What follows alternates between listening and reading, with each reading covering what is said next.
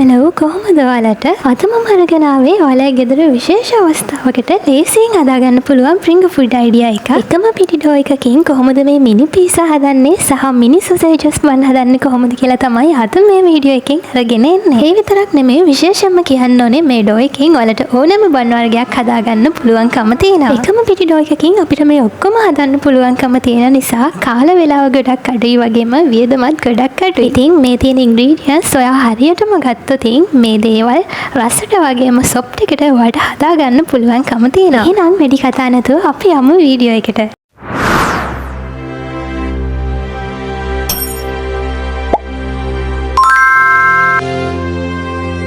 Like and subscribe.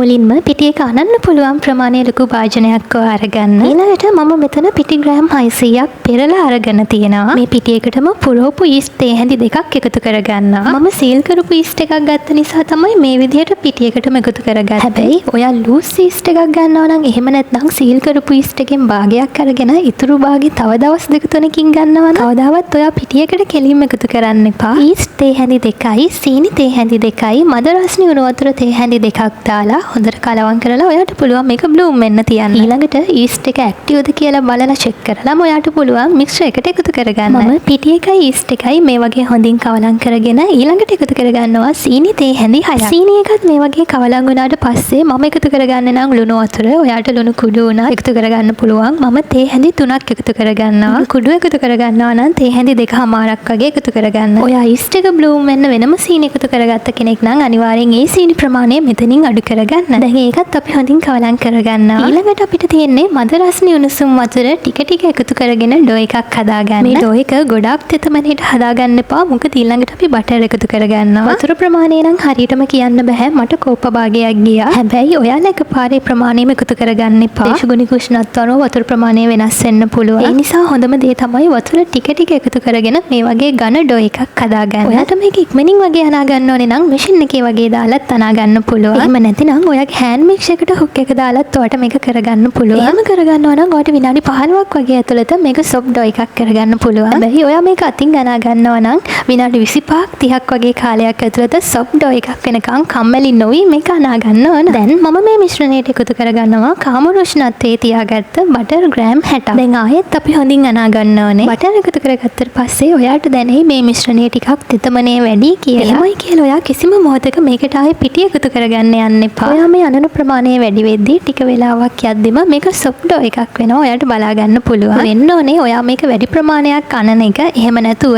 පිටි එකතු කරගන්න එක නෙමෙයි. ඔයාට යෝජනා කරනවා ඔයා මුලින්ම හදන කෙනෙක් නම් පිටි ග්‍රෑම් 600ක වගේ ලොකු ප්‍රමාණයක් ගන්නෙ නැතුව මේ ඉන්ග්‍රීඩියන්ට්ස් වලින් භාගේ ඒ කියන්නේ පිටි ග්‍රෑම් 300කින් වගේ ප්‍රමාණයකින් ඔයා මුලින්ම හදලා බලන්න කියලා. එහෙම වුණොත් ඔයාට මේ වැඩේ ගොඩක්ම ලේසි වෙනවා. හරි මම දැන් සොෆ්ට් ඩෝ එකක් වෙනකන් මේක අනාගෙන ඉවරයි. දැන් මේකට ඔයිල් ටිකක් ගාගෙන ඩබල් සයිස් වෙනකන් හොඳින් කවර් කරගෙන පැත්තකින් අරන් තියාගන්නවා. ඊළඟට අපිට පුළුවන් පීසා ටොපින් එක වගේම පීසා සෝස් එක ලෑස්ති කරගන්න. ඒ සඳහා අපිට අවශ්‍ය වෙනවා තරමක බීලුණු ගෙඩි දෙකක්, සුදු ලුණු බික් 6-7ක්, ඒ වගේම කරපිංච ටිකක්, ඒ වගේම තක්කලි ග්‍රෑම් 250ක්, මාළු මිරිස් කරල් 3ක්, ඒ වගේම හමු මිරිස් කරල් 3ක්. අද මම අරගත්තේ චිකන් ග්‍රෑම් 250ක් ගත්තා කටු රහිතව පුංචියට කපා ගත්තා. 3-5 ලුණු ගම් මිරිස් දාලා මම පැයක් විතර මැරිනේට් වෙන්න ෆ්‍රිජ් එකේ තියාගත්තා. දැන් අපි පටන් ගමු. මුලින්ම භාජනයකට තෙල් ටිකක් එකතු කරගන්නවා. ඊළඟට තෙල් එක රත් වෙගෙන ඉඳි අපි සුදු ලුණු එකතු කරගන්නවා. සුදු ලුණු එක රන්වන් පැහැවිගෙන එනකොට අපි බී ලුණු එකතු කරගන්නවා. සුවඳ එනකම් ලුණු සුදු ලුණු හඳින් බැදගෙන ඊළඟට අපි කරපිංච එකතු කරගන්නවා. ඊළඟට මාළු මිරිස් හම මිරිස් එකතු කරගෙන තව ටිකක් තෙලේ බැද ගන්නවා. ඊළඟට මම මේ එකතු කරගන්නේ ගම් මිරිස් කුඩු. ඊළඟට මම එකතු කරගන්නේ ඔරිගානෝ තේ හැන්ද. මේක ඔයාලට ඕනම සුපර් මාකට් එකකින් ගන්න පුළුවන්. ඊසයි කියන රස සුවඳ ගන්න තමයි අපි ඔරිගානෝ එකතු කරගන්නේ. ඒ නිසා ඔයාලට පුළුවන් නම් ඔරිගානෝ එකතු කරගන්න. මට චිකන් එක ටිකක් කලින් කුක් කරගන්න අමතක වුණා. දැන් මම චිකන් එක එකතු කරගෙන විනාඩි 5ක් විතර පිහන වහලා බුක් කරගන්නවා. ඔයාලට මේ චිකන් ටොපින් එක කැමති විදිහකට හදාගන්න පුළුවන්. මෙහෙමම හදන්න ඕනේ කියලා නැහැ. ඔයා ගෙදර කැමති චිකන් හදාගෙන තියාගෙන ඉන්නවනම් ඔයාලට ඒව වුණත් එකතු කරගන්න පුළුවන්. චිකන් එකේ තියෙන වතුර ගතිය අඩු වෙනකන් තමයි මම ටිකක් ලිපේ තියාගන්නේ. මොකද මේක ගොඩාක්ම කුක් කරගන්න ඕනේ නේ. අපි ආයෙ මේක බේක් කරන නිසා. මම කලින් කිව්වේ චිකන් එක මඩ ටිකක් තෙලේ බැද ගන්න අමතක වුණා කියලා.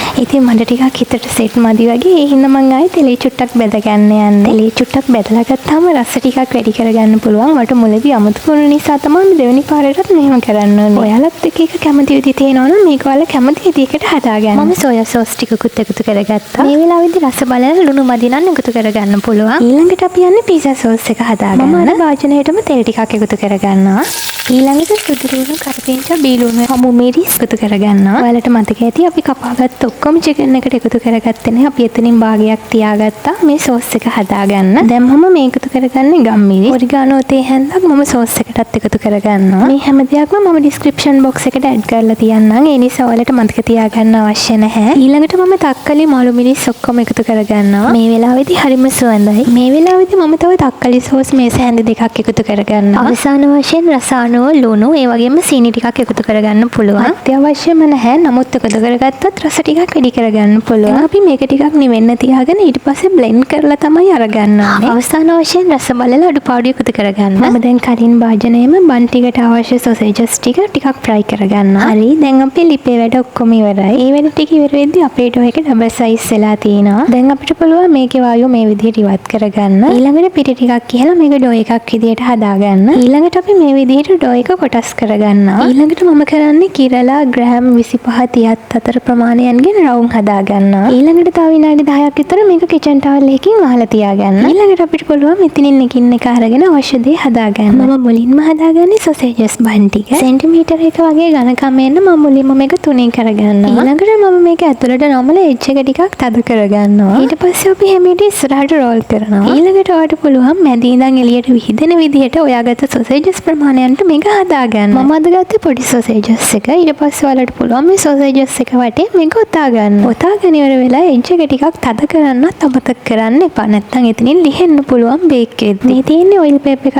දාගෙන බේකින් ට්‍රේ එක උඩින්ම තියාගත්ත මම හදාගත්ත බන් ටික. විනාඩි 5ක් විතර මේ ටික රෙස්ට් කරන්න තියලා තමයි මම දැන් එග් වොෂ් කරන්නේ. එග් වොෂ් කරලා ඉවර වෙලා මං ගාව තලයට ටිකක් තිබුණ හින්දා මම තල ටිකක් ගිහා ගන්නවා. අත්‍යවශ්‍යම නැහැ. නමුත් තියෙනවා නම් ඔයාලටත් පුළුවන් එහා ගන්න. ඊළඟට මම සෙල්සියස් අංශක 180 විනාඩි 10ට හීට් වුණු oven එකක මේක විනාඩි 25ක් බේක් කරගන්නවා. මේ තියෙන්නේ හරියටම විනාඩි 25කට පස්සේ ඔයාලට පුළුවන් පිටි ග්‍රෑම් 300කින් ග්‍රෑම් 25 30 බර ප්‍රමාණයන්ගෙන් මේ වගේ බන් 18ක් හදාගන්න. මේ තියෙන්නේ අපි ලේසියෙන්ම හදාගත්ත soft sausages බන්. හරි දැන් අපි යන්නේ මිනි පීසා ටික හදාගන්න. ඔයාලට මිනි පීසා විතරක් හදන්න අයිඩියා එකක් තියෙනවා නම් ඔයාලට පුළුවන් පිටි ග්‍රෑම් 300කින් අඟල් 3 විශ්කම්බයේ තියෙන මිනි පීසා 15ක් හදාගන්න. මුලින්ම අපි මේ වගේ ඩෝ එක අරගෙන තුනී කරගන්නවා. නැවත පිපෙන එක වළක්ව ගන්න ඕනේ නිසා අපි ගෑරුප්පුවකින් මැද සිදුරු තියාගන්නවා. ඊළඟට මම ඔයිල් පේප් එකක් දාපුවා බේකින් ට්‍රේ එකේම අසුර ගන්නවා. ඔයාලට මේක රවුන්ඩ් කට් එකකින් කපා ගන්නත් පුළුවන්. මේ තියෙන්නේ අපි කලින් ලිපේ හදාගත්ත මිශ්‍රණය. මම කිව්වේ නිවුණට පස්සේ බ්ලෙන්ඩ් කරලා ගන්න කියලා. ඉතින් මේ නිවුණට පස්සේ බ්ලෙන්ඩ් කරලා ගත්ත පීසා එකට හදාගත්ත සෝස් එක තමයි මේ තියෙන්නේ. මම තව තක්කලි සෝස් මේ සෑන්දක් මේකට එකතු කරගන්නවා. දැන් මේක හොඳින් කවලම් කරගෙන අපි හදාගත්ත පීසා එක උඩින් එකතු කරගන්න තමයි තියෙන්නේ. ඔයා දැන් කැමති විදිහට ඔයාලට අවශ්‍ය ප්‍රමාණයට මේ සෝස් එක එකතු කරගන්න පුළුවන්. ඊළඟට ඔයාලට පුළුවන් අපි කලින් හදාගත්ත චිකන් එක මේකට එකතු කරගන්න. අවසාන වශයෙන් මම එකතු කරගන්නවා මොසරෙල්ලා චීස්. ඊළඟට මම සෙල්සියස් අංශක 180 විනාඩි 10ක් හීට් කරගත්ත oven එකක විනාඩි 25ක් බේක් කරගන්නවා. oven එකෙන් oven එකට මේ ටෙම්පරේචර් එක ටිකක් වෙනස් වෙන්න පුළුවන් නිසා ඔයා ඒ පිළිබඳ ටිකක් සැලකිලිමත් වෙන්න.